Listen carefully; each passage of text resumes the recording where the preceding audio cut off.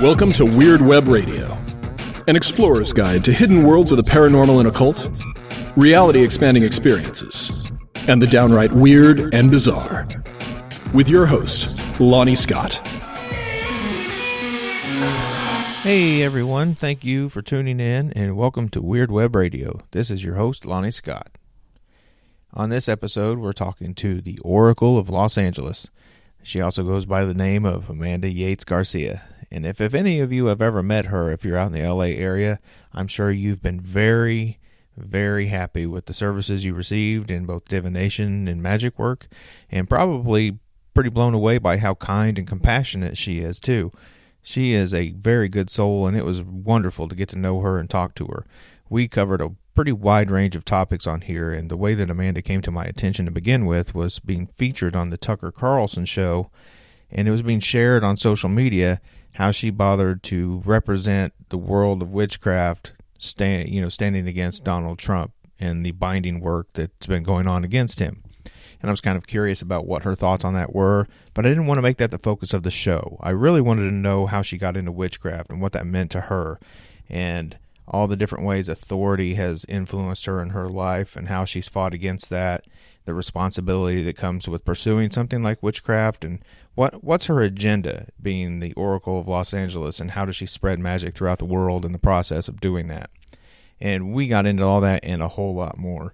I think you guys are really going to enjoy this, so go grab your favorite drink, kick back, relax, and enjoy the show.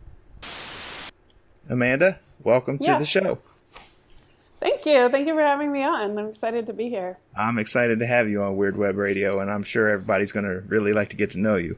Now, in all things that are worth listening to, everything kind of goes back to the beginning. And I've seen on your website and other places that you describe yourself as both a witch, a healer, and you even call yourself the Oracle of Los Angeles. And I know there's some good stories there. So let's back it up. How did you find yourself getting into witchcraft? Well, so I'm a hereditary witch. So I was brought up practicing witchcraft and initiated into my mother's earth-based spiritual practices around age 13.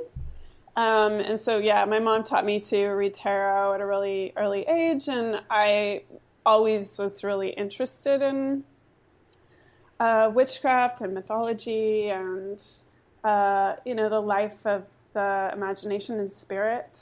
And I think it does go back in my family for multiple generations. But I think also that it's important to remember that, what we sort of think of as witchcraft now in the present day changes sort of dynamically throughout history from my point of view. So, like my great-grandmother read tea leaves, and my great-great-grandmother was this really wild woman out here in California. We've been here for 7 generations on either side. So she was the first woman in Southern California to wear pants.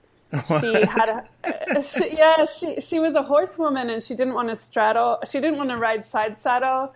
She wanted to be able to straddle her horse so that she could have greater relationship with the animal. And so her saddle is in the Anaheim Museum, and she had a circus, and I have a really beautiful jacket that was hers. It's all embroidered. So she was also kind of a wild, witchy woman. I don't know if she would have called herself a witch, because just the differences in, language usage between now and the late 19th, 20th centuries. So, Okay, and you bring up an important point that you sort of glossed over there, that the word witch, the definition of witchcraft even changes a little with every generation. Yeah. So what does the word witch, what does being a witch mean to you today? Yeah, that's such a great question, because a lot of the time people, when I say that I'm a witch, say, "Oh, okay, so you're Wiccan," and I'm not Wiccan. My mother, even as we were growing up, would say we're not Wiccan. She felt like for her Wicca was too hierarchical. So she's very anarchistic and just has a sort of different perspective on how magic works and how spirituality works. So, but sometimes I do say that I'm Wiccan just as a shorthand, because most people don't know the difference between witch and witchcraft or Wicca or whatever. So sometimes if I'm speaking to people who don't know very much about it, I might say that just because maybe they will know something, and I don't feel like explaining every little thing about it right that moment. But for me, I see a witch as someone who is empowered, who doesn't accept the authorities of the status quo, but instead looks within to find her own authority. And I define a witch as someone who connects with the anima mundi in a way, connects with the world soul. It's a mystical practice, right? In that it's about direct connection and communion with the divine, which is immanent in reality, and that it comes forth from the material world. And I see a witch as someone who practices witchcraft, so someone who uses ritual and ceremony and language. She might be interested in herbs or astrology, or I specifically have developed my practice through my art practice. And so I feel like there's many different ways into witchcraft, but essentially I see it as someone who practices magic as a witch. But then I also recognize that, historically there's many different understandings of what a witch is, right? So for instance, in the time that is, often referred to within our sort of multi-layered witch community that exists right now, our contemporary witch community, we might refer to the witches of, medieval Europe, but probably, unless they were being tortured by inquisitors, they wouldn't have called themselves witches. But that doesn't mean that they weren't or they were witches according to what we're doing now. It's probably easier to tell on more of a case-by-case basis, but they might have been, for instance, practicing herbalism or practicing midwifery or communing with, nature spirits in the forests, or using ritual. So in that way, they would be considered witches by contemporary parlance, but they might not have called themselves witches.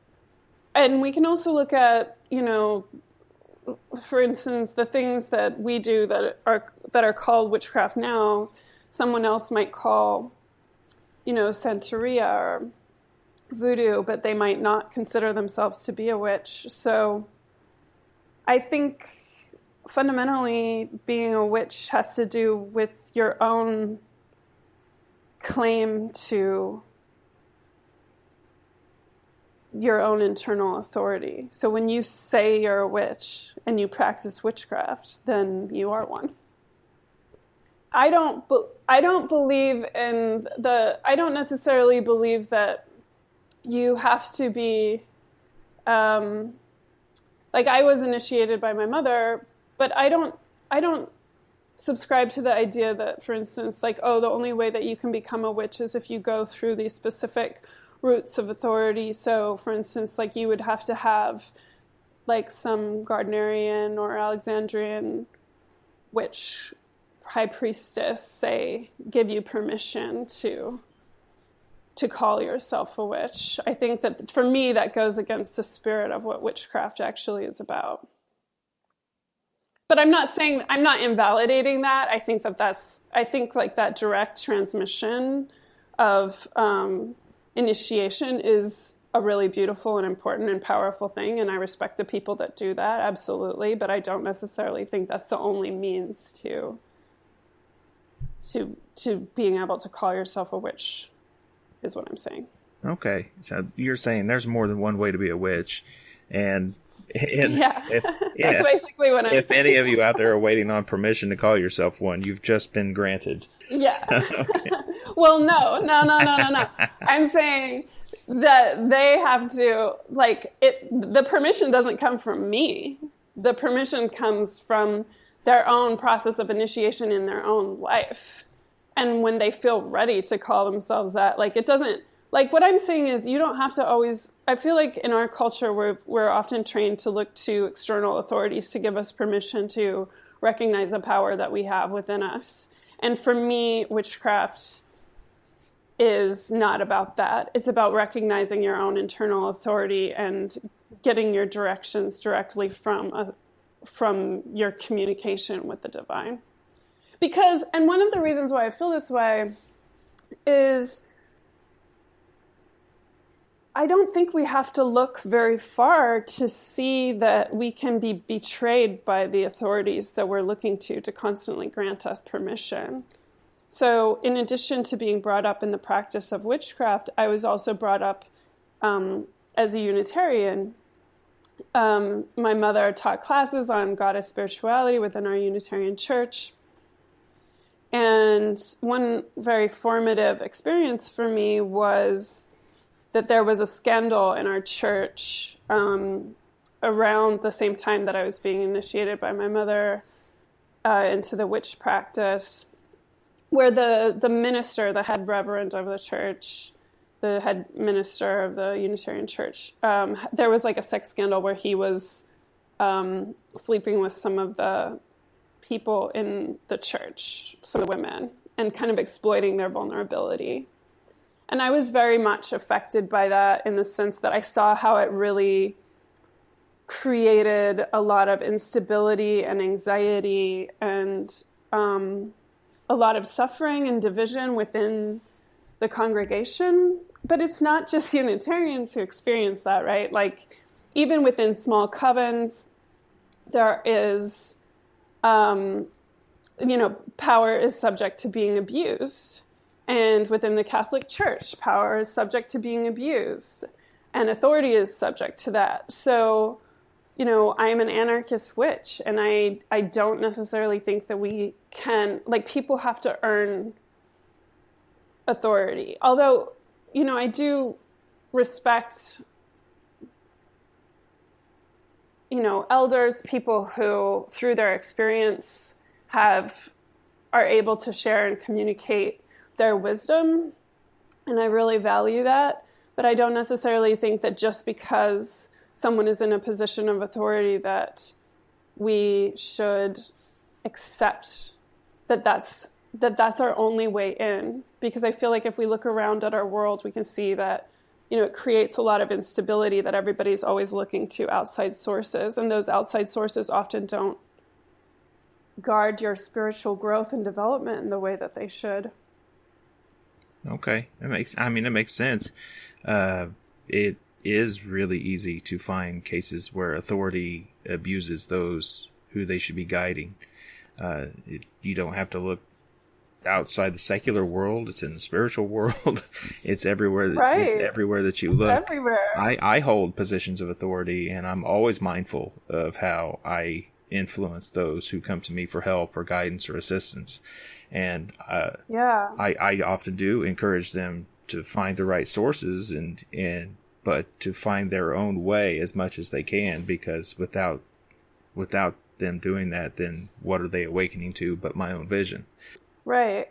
And I think that's so valuable that you do that work, people do need spiritual guides because, otherwise we could feel sort of lost and alone out here. It's just really important that we don't give over all of our authority and power to other people, because even though you might have great scruples, we don't know that the person who's, who you're sharing your power with does necessarily, You said you identify being a witch as being empowered as part of your answer. And we just discussed a lot about power and authority. So yeah. As you step into your power becoming a witch, as anyone does, what sort of responsibility comes with that power? Wow. Okay. Yeah, that's a great question. What responsibility comes with power? I mean, I feel like as a witch, I feel a lot of responsibility towards my community, towards the planet, towards the health and wholeness of the earth itself. And I think it's really important to think about how your actions affect not only yourself, but your community or the living organism of our planet. And yet I think it's also, one of the interesting things about being a witch or having a spiritual practice in the world, as I do, I support myself through being a witch. And so that immediately pulls you into this worldly system of, capitalism and democracy and politics. You're immediately sort of embroiled in all of that, and it becomes very complicated. It's not like, I live in a monastery and can just devote my life to my spiritual practice. And so for any witch, for any spiritual person who lives in the world, you're presented with questions that are very challenging, moral quandaries.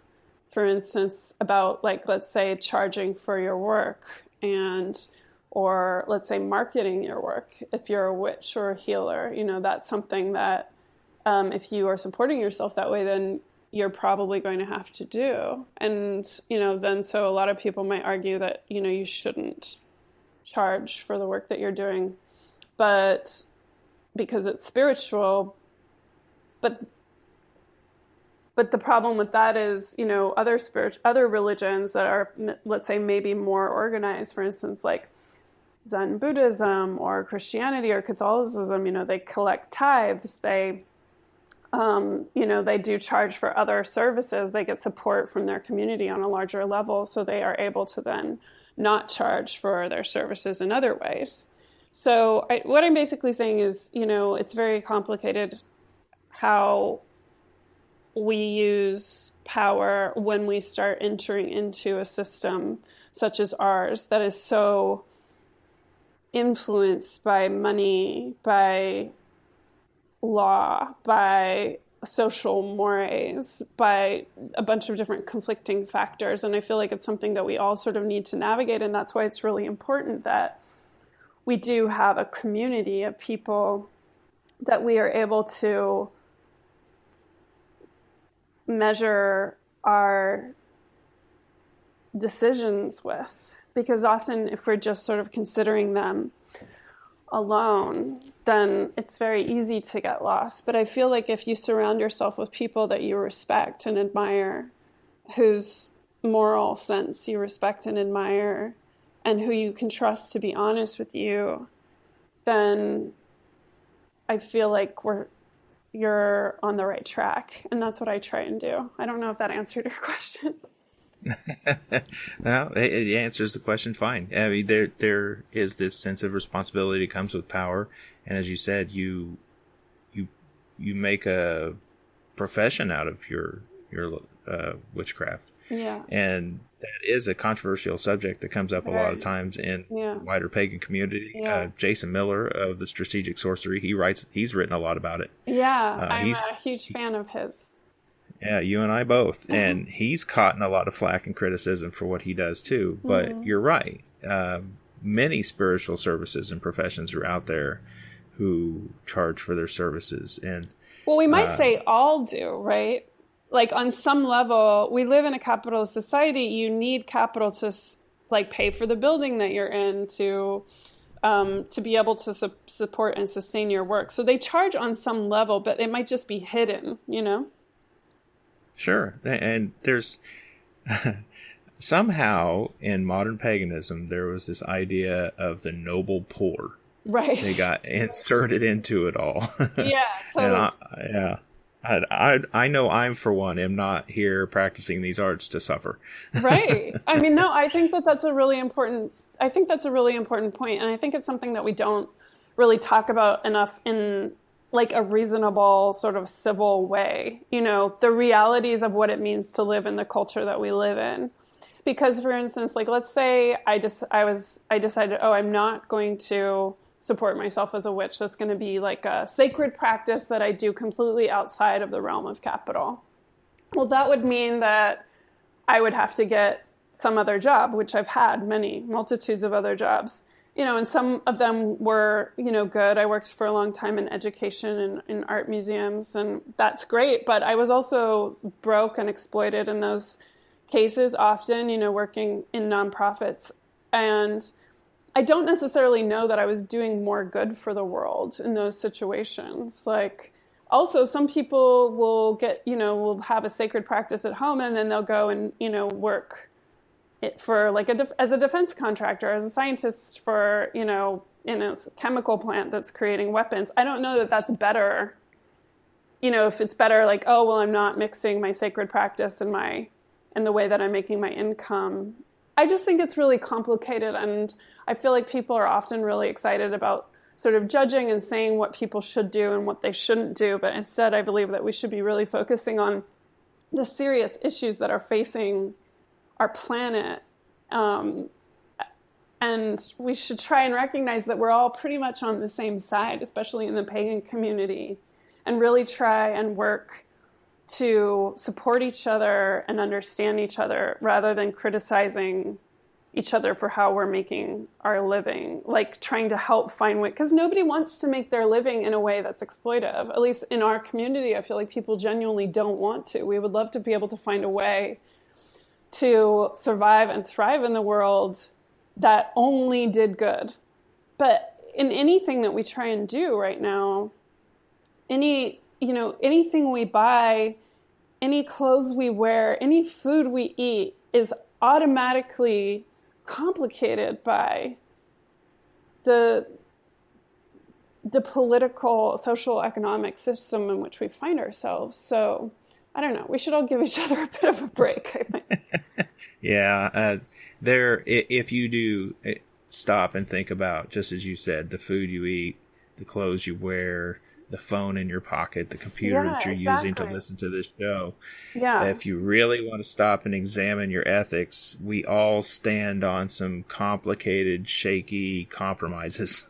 Exactly. And instead of like pointing the finger, I believe that we should be working to try and figure out a way out of this instead of, I just feel like there's so much attacking and infighting, often within our community. And there's a lot of respect and beauty too, and people like really connecting with each other and listening to each other. And I suppose it's human nature, because in any community you're going to find that kind of, infighting. But I'm more interested in finding ways, my work is very political. So finding, alternatives to the status quo, like economically, politically, that's a huge agenda of mine. I feel like for me, it's a spiritual agenda, because it's really, I feel like most of us recognize that we've reached a major point of existential crisis as far as life on Earth is concerned. And, recently my work has become more and more public. And, on one level, there's a concern that it would just be some sort of like self-aggrandizement where I'm just like promoting myself, and I can understand, why people might think that. But on the other hand, I feel like we all need to come out in a big way with a big voice to try and stop or pull the reins on this massive, destructive spirit that's got us in its thrall before it's too late for all of us. And I don't mean to say that to be like a downer, but I think that's the reality that we're living under. Yeah, it is troubling times, to say the least. Now, let's back up a little bit. Okay. What was the most important lesson you learned from your mother? My mother is an extremely compassionate person, and her, within various magical philosophy, there's the idea, within Wiccan or witchcraft communities, there's, do as thou wilt but harm none, or love is the law, love under will. I think, my mom would just say love is the law. I believe that, she is extremely compassionate, and she would always tell me that the worst thing one could do would be to be cruel. My mother always worked in great service to her community. So she was always, having celebrations at our house for, various Wiccan holidays or witch holidays, like Lammas, for instance. She had moon groups every month. She was very much in service to our entire community, when people were going through loss or grief or challenges with their children or their family. My mom always is working in service. And I think it took me a long time to get that idea through my head because, I as a child was, kind of a wild thing. And I just wanted to go out and do what I wanted. I come from a background in the arts, and I, towards the end of my teens, so I was brought up practicing witchcraft. But by the time I reached the end of my teens, it kind of just seemed like something, that my mom did, or like some kind of grown-up thing that I didn't find that interesting anymore. As I think, most people, whether or not they grow up in a house practicing witchcraft or they grow up in a house practicing Catholicism, a lot of the time when we get to our later teens, we kind of start thinking like, do I really want to do this practice that my parents are doing? We sometimes lose interest in it, and then we come back to it later. So for me, I just started to get really involved in the arts, and, art kind of became my religion. And then towards the end of my 20s, I had gone to grad school at CalArts and for writing and film and video. And while I was in grad school, I made a lot of really angry work, kind of pointing out all the things that I felt like were wrong with our society. But then after I graduated, that's when I really started to come back into witchcraft, and that's when I became the quote-unquote Oracle of Los Angeles. So it's basically, I started to see that it was really easy to point out all the things that I felt like were wrong in our culture, but, and that's something that happens a lot in the arts, is that people are kind of always saying, like, this is wrong, and we live in this bad system. But I wanted to make work where I was thinking about, like, well, what do I believe should happen then? Like, it's easy to point out what people are doing wrong, but what do you think we should do instead, is what I started asking myself. And that's when I really returned to the practice of witchcraft. I thought to myself, what kind of world do I want to live in? And I wanted to live in a world that was focused on Earth, on the ecosystems. I wanted to live in a feminist world. I wanted to live in a world where I had power, and it wasn't just the Donald Trumps of the world, for instance, who were able to control the way that things moved, the way that things operated. And so I started to reconnect with my roots and started holding public rituals and ceremonies in art galleries, basically.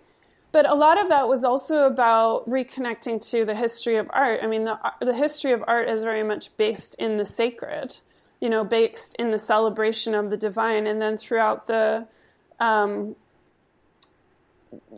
basically throughout the past 2,000 years, specifically in European history, after the Enlightenment and everything, art and the sacred started to diverge, to go into separate trajectories, and I really wanted to reunite them.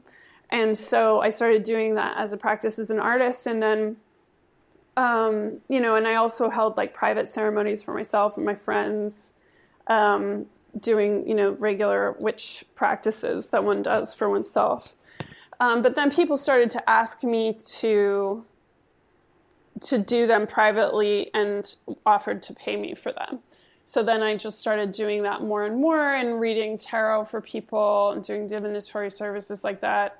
And people started paying me more and more for that until finally it became my sole source of income. Well, congratulations on doing that. Well, thank you. But I do a lot of work that is public in nature. So for instance, I just had last weekend a ceremony at a gallery for free called The Adoration of Venus, which was we did a workshop. I did this with the poet and astrologer Stuart Krimko. And so the first part was a lecture and workshop on the planetary energy of Venus and the planetary logoi of Venus. And then the second part was a ceremony and celebration of her and of the spirit of Eros and the spirit of love, so that people could come and just honor and show gratitude for this connecting force, this force of magnetism and attraction in our world. So that's something, I do things like that regularly and very publicly. And then I also have my own sort of private practice, I guess one might say. Okay. I saw on, I think it's your Facebook page for the Oracle of Los Angeles, that right away you say your mission is to re-enchant the world. Yes. Because I absolutely love that. Yes. Well, because there's this whole thing within the Frankfurt School of the School of Economic Philosophers that the world through sort of capitalist consumerism has been disenchanted, that things are no longer sacred, that there is no spirit inherent in anything, that's something we lost throughout the idea that plants are not sacred, that the earth is not sacred, that other people aren't sacred, is something that is really kind of the dominant ideology of our culture, because if it wasn't, we wouldn't be able to exploit the earth in the way that we do with impunity. Like, it's kind of necessary to the capitalist endeavor to treat the earth, the planet, as if it's just, raw material that's there and available for our exploitation. But if it's sacred, then that changes things. So my agenda is to re-enchant the world and remind us that everything is sacred, that there's spirit in everything. And I feel like this is something that comes through almost all indigenous spiritual practices. And I see witchcraft as a form of, sort of indigenous pre-capitalist, at least in the indigenous spirituality of Europe and Northern Europe. But I also want to acknowledge that I don't think that witchcraft is just European today. Like, for instance, I live in Los Angeles, and it's very much informed by the way that we practice here is very much informed by many other spiritual groups, such as like Native Americans and, like I mentioned before, Santeria or Voodoo, or practices of many other groups of color.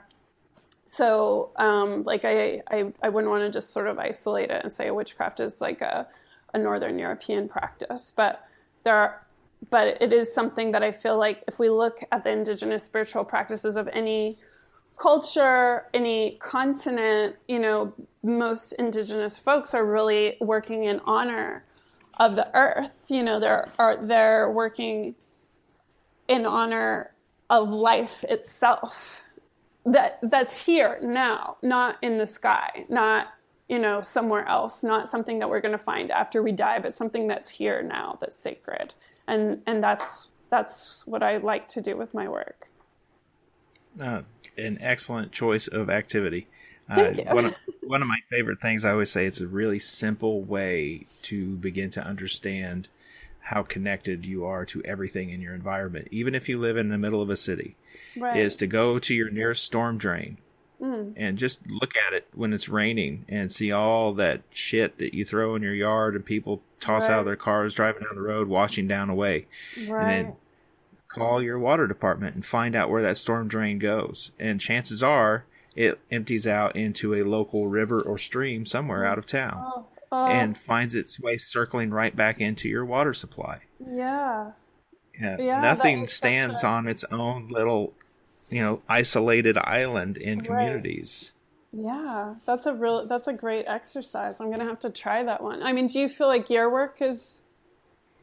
how do you feel like your work is informed by nature or your relationship to the natural world or your spiritual practice?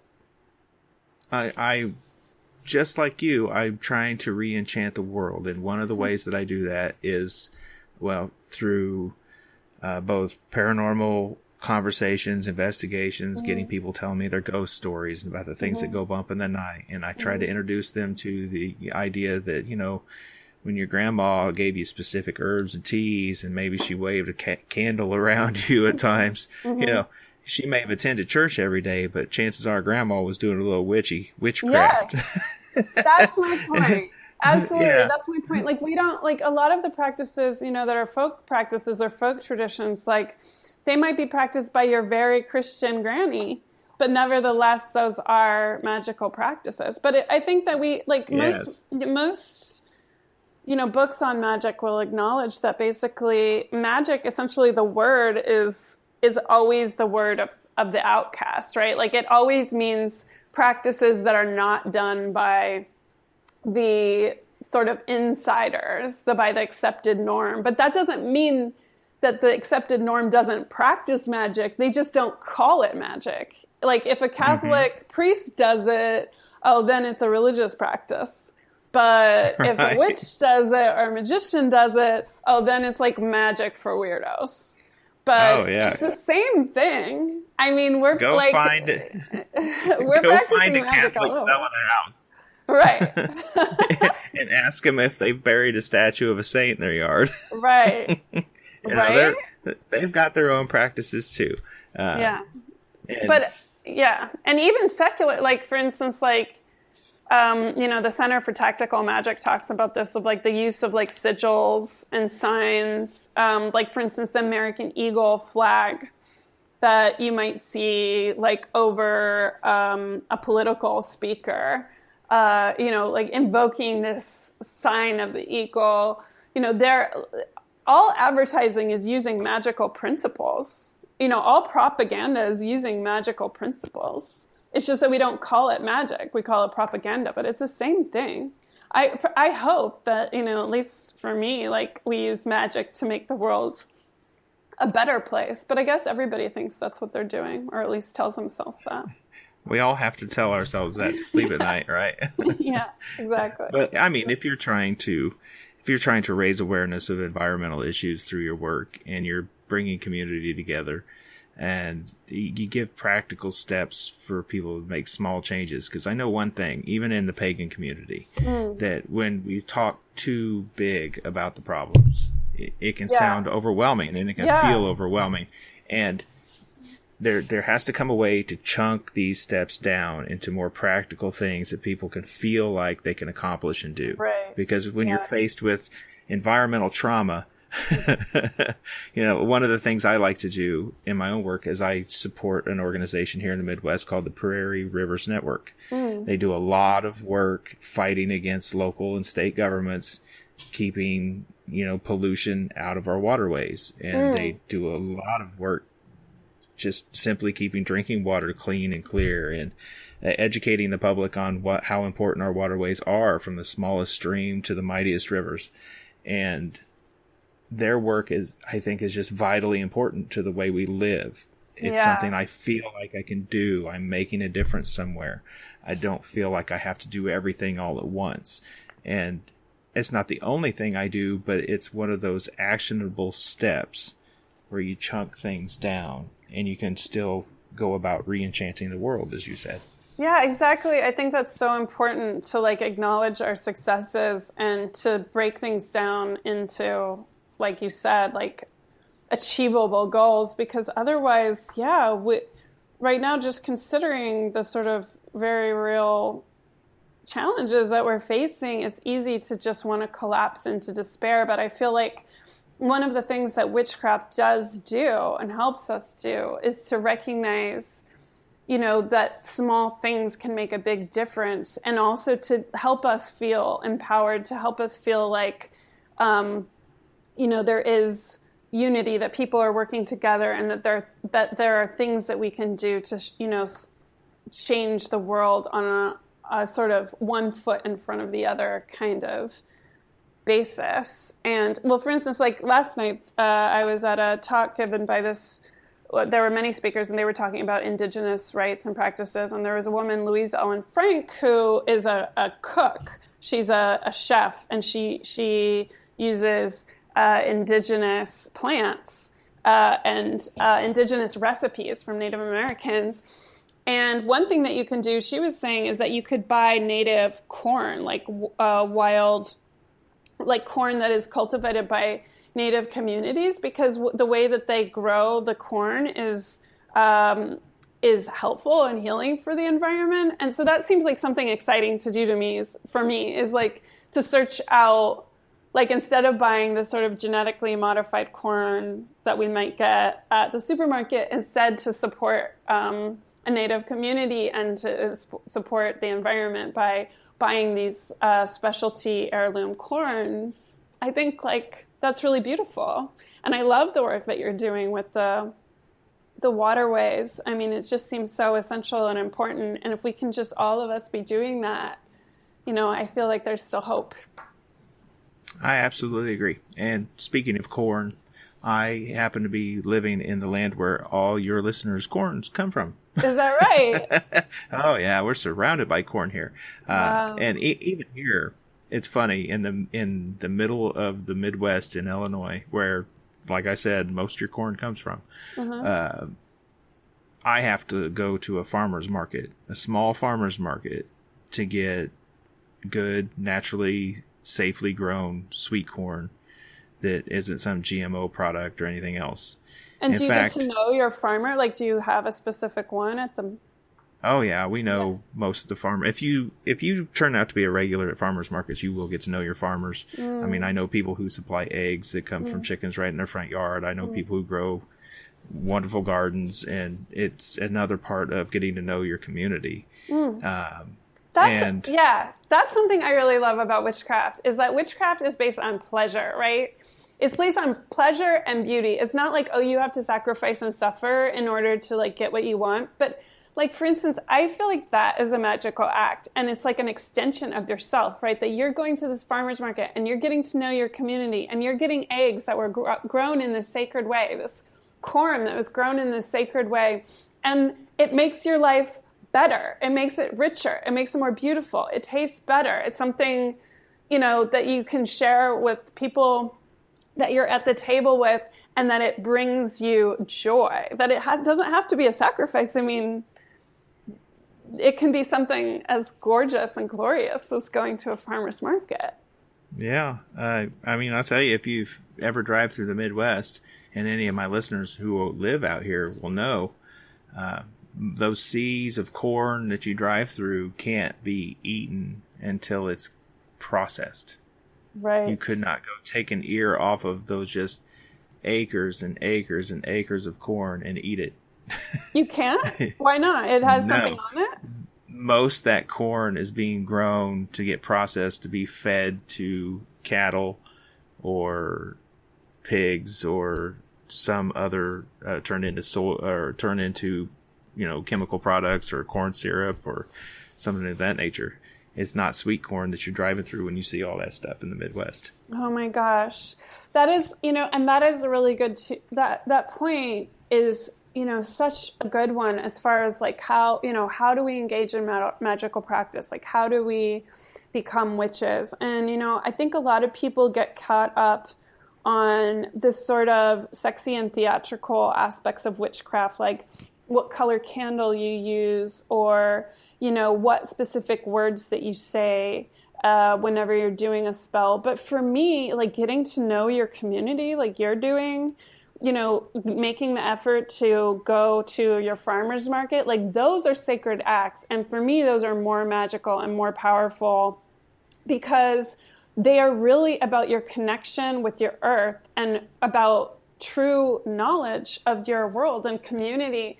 And it's very easy to get caught up in the sort of nitpicky details of ritual and ceremony. And I love those things. I mean, those are things that I do too.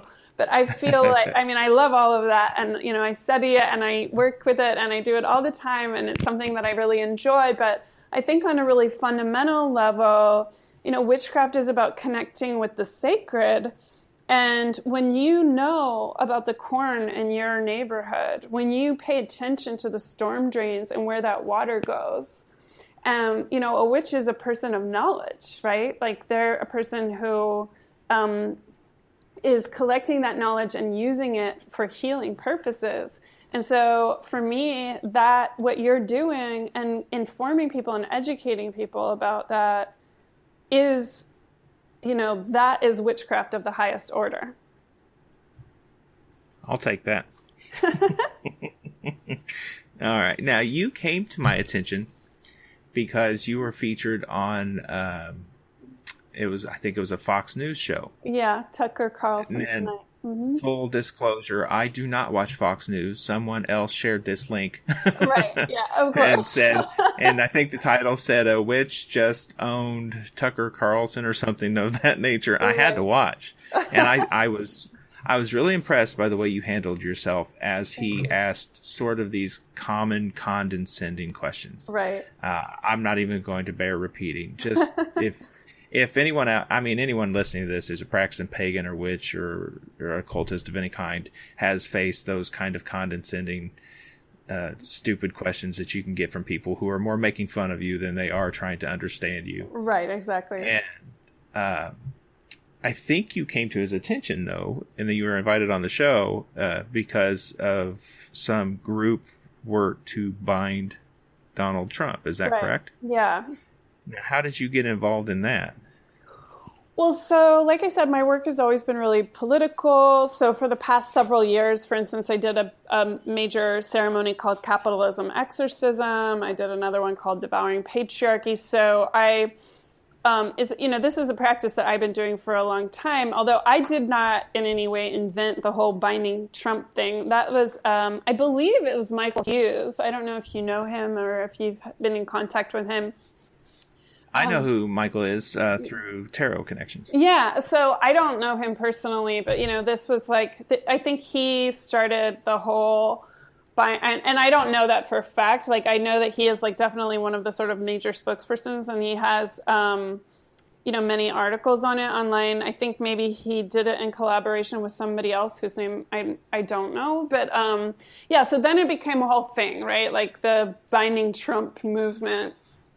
And I hold a monthly workshop series called Magical Praxis, which is about doing, magical workings for oneself and for one's community. And it's just basically a workshop that I hold, a monthly workshop on different magical techniques. And a bunch of my clients had asked me if I was doing the binding Trump thing. And there was a lot of stuff going on, within the witch community about whether or not, we should bind people, whether or not that was enforcing our will on someone else, the differences between binding and hexing. And, a lot of my clients are magic adjacent, they're really interested in magic and witchcraft, but they don't feel necessarily confident doing it. So I decided to make the next workshop that I did about binding spells and doing binding on Trump. And then I think, one of the women who is there works for the LA Times, and I think she mentioned me in her LA Times piece that she wrote about the experience, and then also in the Huffington Post. A couple of my clients work for the Huffington Post and had known about my work politically, and they wrote about me, and I think that's how they invited me to be on the Fox show. They had found out about my work through the LA Times and the Huffington Post, most likely. But yeah, so I don't want to say that, it was my idea to bind Trump, because it wasn't. It was, I believe that, Michael Hughes, as far as I know, started it. But then, that was something that binding obviously is a practice that, witches do and have historically done. I think it's some of the oldest spell work that exists. But I was interested in helping people do it in a way that they felt was, good for them, and so that they would have some sort of background knowledge about it, And for me, I know that there's a lot of discussion within the witch community about, whether or not binding is ethical. But for me,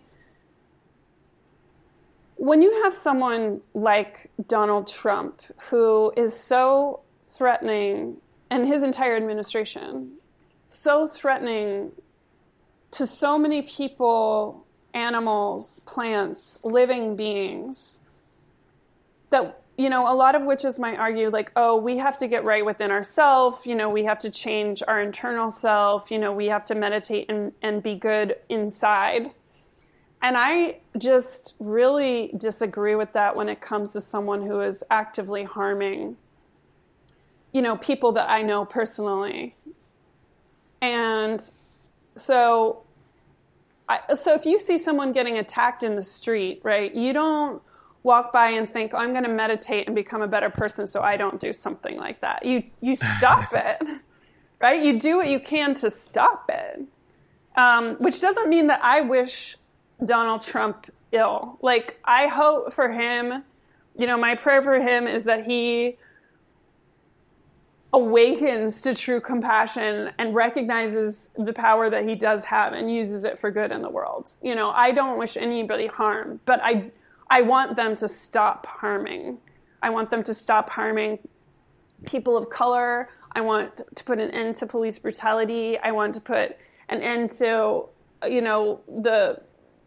the problems that we're having with healthcare. Don't so many people who are truly suffering because of the failures of our nation's healthcare? Like, I know personally people who have like worried that they might die because if their healthcare gets taken away.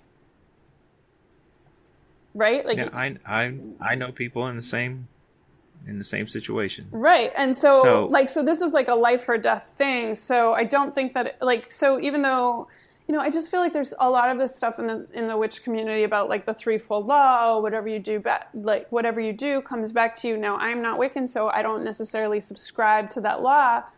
I think that law,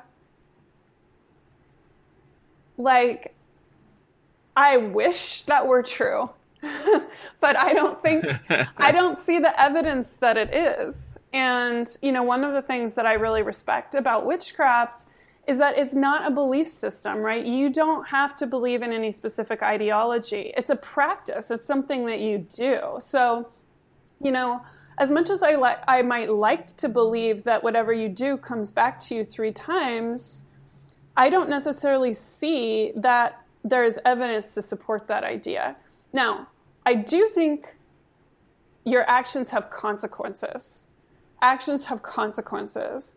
And oftentimes, someone else is going to bear the brunt of the consequence of your actions. We also bear the consequences of everything that we do.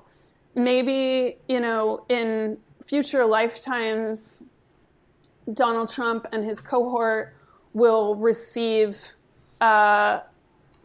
justice for the, chaos that they are creating in the world. But I don't want to leave it to future lifetimes for him. As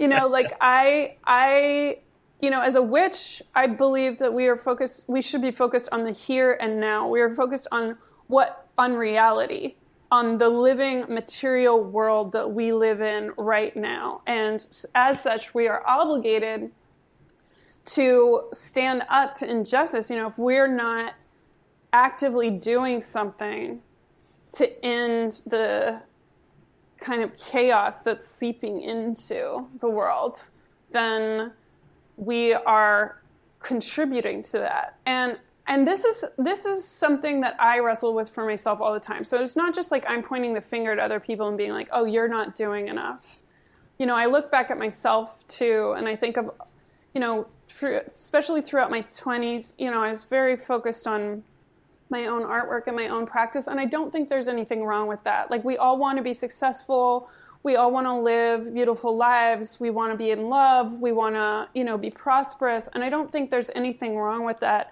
But I think it's really, I mean, in some ways I do have to thank Trump, because I feel like since he was elected, I more and more realize, like, we just can't afford to stand on the sidelines, because if we do, then people who crave power and want to use it to manipulate and oppress others will seize it.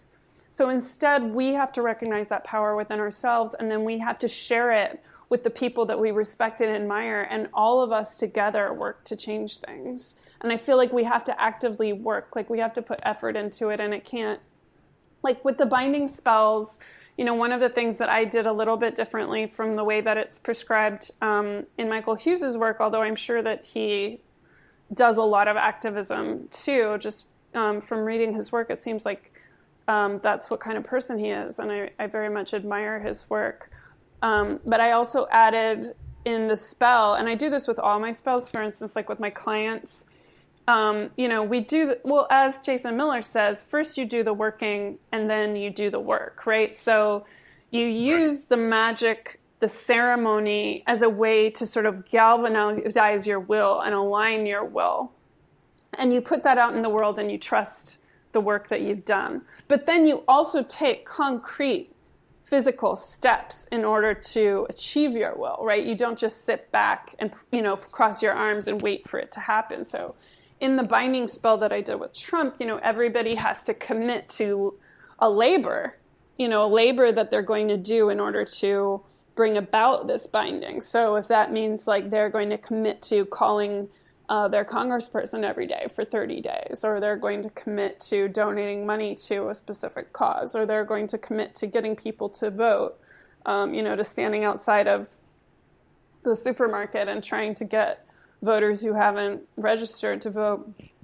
You know, I consider all of those things to be magical acts. You know, I think people get really confused with the idea of like, you know, magic, you know, with the aesthetics of magic, you know, so we somehow think that, you know, like anointing a candle with oils is magical and getting people registered to vote is not magical. But I just disagree with that. I mean, like everything is a magical act. It's about your intention. It's about the way that you choose to see reality. And I mean, that's really what a witch is someone who, you know, bends reality according to his or her will or their will. And so, you know, part of your practice as a witch might be to see, you know, your political actions as magical ones, and that you are working to transform reality.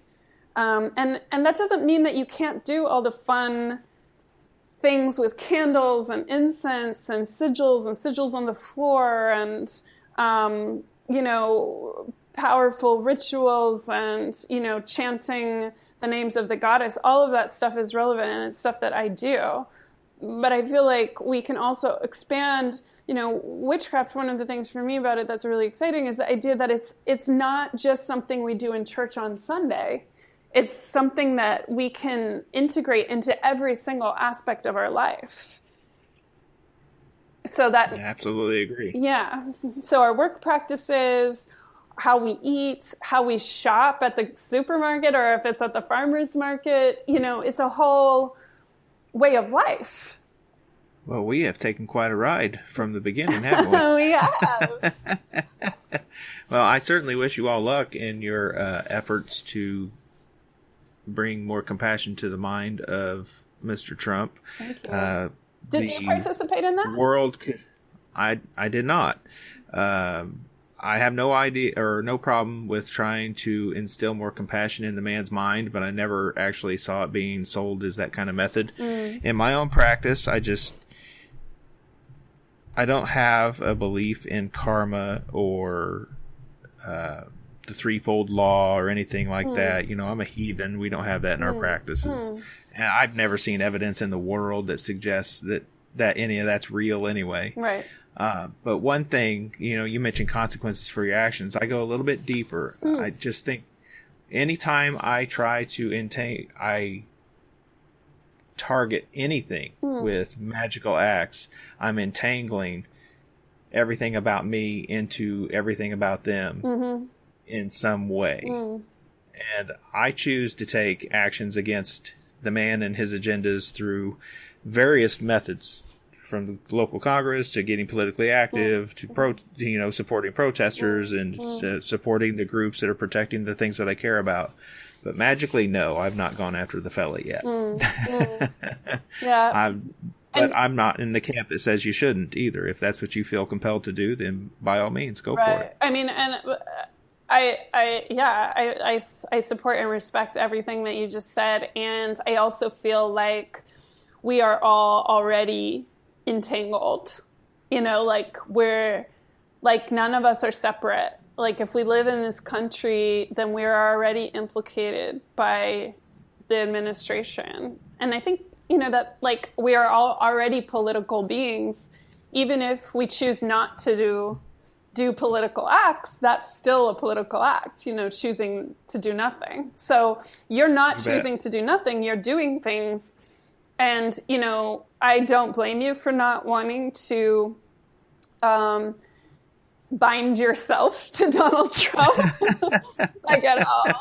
Yeah. Well, here's the thought behind what I'm saying is that, if more of us acted locally, we wouldn't have as many problems nationally. The sad reality of the United States is I could ask a lot of people, who's the president, who's the vice president, and they'll know. Right. And now let's ask, who is your representative in Congress? Who's your representative? Who's your senator? Yeah. And they might know. Right. I can ask them, who's your state senators and your state representatives? And they probably don't know. Right. If I ask them who their mayor is, chances are they'll say, I'm not sure. Right. If I ever knew who the mayor was.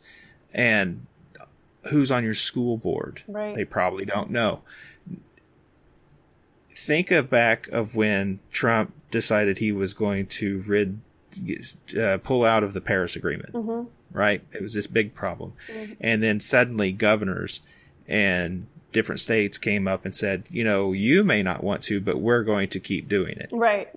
That's a case where local action can actually overpower national action. Absolutely. Yeah. Absolutely. So, I so agree and respect that. And like if we all just kind of like got off our computer where we were like obsessed with like the latest thing that he said and instead went out and like actually dealt with the school board, for instance, which is like raising the future generation of our nation, you're right. Like that is where the real power is, thinking globally, acting locally.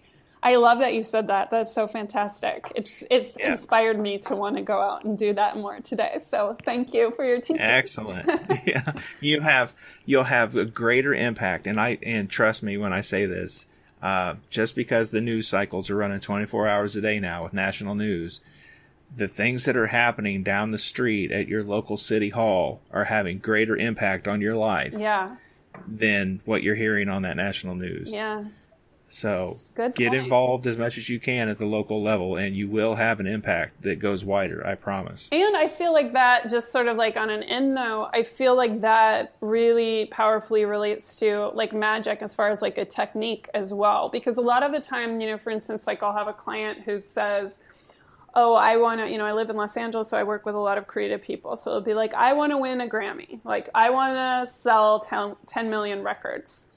And it's like, well, let's start with where you are. So have you ever made an album? Do you know how to play guitar? So we have to start with wherever you are and sort of look around you and do the first thing first, and use your magic, direct it towards that. So kind of in that in the local sphere of your life, starting small and creating sort of benchmark systems of like, well, when we get to this place, then we'll start thinking about the next magical action that we're going to do. So you're right. Maybe I should start thinking about bindings I could do for my for my like local water and gas company or something like that. Sure. I mean, if you're concerned about police brutality, you can make real efforts today with your own local police department. Yeah. If you're concerned about the safety for people of color or transgenders or lesbians and gays and everything else in your city, you can help to build real, safe, sanctuary neighborhoods and homes and a network of people of support that are real and they're right there. Yeah. And that action ripples out into the world, and you'll inspire others in other communities to do the same. And before you know it, you can have that asshole on the national stage saying, I'm going to take this away, and they're not people, and the people at the local level are saying, well, you can say that all you want. Right. See, because but exactly. We've elected the mayor that we need to protect us. Yeah. We have the school board we need to teach our children the right values. We have the governor who's going to secure our rights. So act as much as you can locally. I cannot stress that enough. Well, and I mean, that's so true just on a magical level. Because, for instance, like Trump is president because he says he is and because he gets everyone to agree with him. But if we didn't agree, then he wouldn't be president. He'd just be some madman saying, I am president, who's not necessarily president. Right? But so, like, when we work on a local level, we're working to sort of bring our environment into harmony around us and empower the people around us. And those are, like, we have more of a say, more of a direct relationship with who is mayor, for instance, like your vote really does count, or the school boards, or your participation, and saying like, I am a citizen and I am powerful within your community is actually true. Mm-hmm. And something people should know, I mean, you may not realize this, especially if you don't vote, judges are elected. Right. Even the judges. So, and that's such a big deal because like they can... Yeah, I've been hearing some horror stories recently about some local judges. Yeah. So get involved locally, and like you said, even magically, you can get involved with. If you want to bind officials, start binding the local officials. Yeah. That ought to get you some notoriety, but yeah. Well, I'm excited about this. I'm excited about all of this. I feel like it's one of the things that really inspires me about the pagan community is like. There's just so many people of knowledge who are genuinely working like within their own spiritual practices and on a larger level. Like I just feel excited by other pagans and, their love of the earth and, their love of freedom and liberty and care and compassion. These are like values that I cherish across the board. So, talking to you has been really inspiring in that way. Well, thank you. It sounds like you're doing a lot of good work out there in Los Angeles anyway. You're definitely bringing community together. You're spreading a positive message. Even in the midst of binding Donald Trump, you have a positive message. So I wish you continued in much more success in your work. Thank you. Now, we've come sort of to the end of the regular podcast. In a few minutes, I'm going to ask you questions that are for my Patreon members only. And if anyone out there wants to become a member, all you have to go to patreon.com/weirdwebradio. It's only $5 a month, and you'll get to hear all the fun and strange questions we continue our discussion with. So, before we go, Amanda, where can people find you? They should look for me you can look for me on my website, www.oracleoflosangeles.com, or you can find me on Instagram at Oracle of LA or on Facebook at Oracle of Los Angeles or Amanda Yates Garcia. I'm also on Twitter. I can't remember if it's Oracle of Los Angeles or Amanda Yates Garcia. There's so many of these handles that I get confused. But yeah, you should be able to find me somewhere, one of those ways. All right. And I'll make sure those links are in the show notes. Yeah, that'd be great. All right. And if there is something that I have not covered or any parting thoughts you'd like to share with everyone, what would it be? I'm excited for people to own their own magic and to work in concert and community with each other. But I feel like we covered that. So I don't know. I don't think that there's anything more that is pressing for me to know or for me to impart to anyone, but I'm excited for all the work that we're all doing collectively. Excited for all your listeners and their work too. Excellent. Once again, thank you so much for being here, Amanda. And for everyone out there listening, stay weird out there, my friends. Okay, gang, that's a wrap on this episode of Weird Web Radio. Once again, thank you all for listening. Now, it's time for you to go join the official Weird Web Radio membership. Go to patreon.com/weirdwebradio and you can choose your rewards and become a member today. Enjoy all the exclusive benefits, inside information, and plenty of bonus audio with each guest. Now, you can find the show at weirdwebradio.com and weirdwebradio.libsyn.com. The show is listed on Facebook and Twitter as Weird Web Radio, and you can find me on Instagram as just Lonnie_Scott. Please remember to rate and comment and share the shows that you like, and it helps others find us in all the search results. Shoot me an email if you want to be a guest on the show, or if you know someone that would be a great guest in upcoming episodes. You can send that to weirdwebradio@gmail.com. Seek the mysteries and delights in life, my friends. As always, stay weird out there.